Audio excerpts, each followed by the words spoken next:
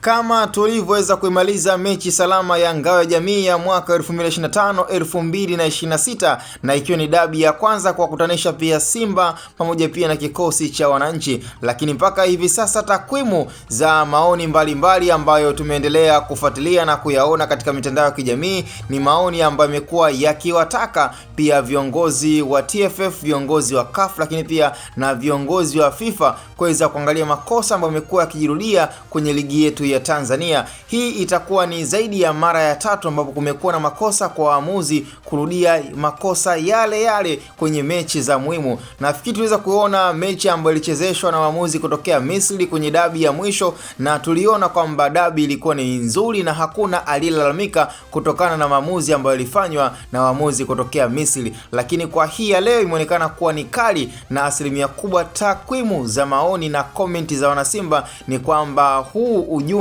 uweze kumfikia rais wa TFF, umfikie rais wa CAF na umfikie pia rais wa FIFA, Rais Gianni Infantino. Na of course kwa ligi ambapo tukizungumzia kwenye ligi ambayo hivi sasa imekuwa ikizungumziwa na ni timu ambazo pia zimekuwa zikifuatiliwa kwa ukubwa, hivyo kuna wakati ambapo inabidi maboresho yafanyike kwa marefali ambao wamekuwa kabidhiwa mechi za muhimu na mechi za msingi ambazo zinafuatiliwa pia barani Afrika. Tukizungumzia moja kati ya dabi ambazo kwa barani Afrika pia zipo kwenye top 5 ya kufuatiliwa na kupendwa zaidi, basi ni kati ya Simba na Yanga. Kwa hiyo zinahitaji waamuzi wenye uweledi, lakini pia maamuzi ambayo yatakuwa ni sahihi. Kwa nini watu hawakulaumu mechi iliyopita kati ya Simba na Yanga ambapo waamuzi walitokea Misri na kila kitu kilikuwa kiko sahihi kwenye upande wa management, lakini pia mpaka referee wakati. Lakini hebu angalia mechi hii ya leo ambapo kila moja ameangalia makosa na madhaifu ya refa, lakini pia pamoja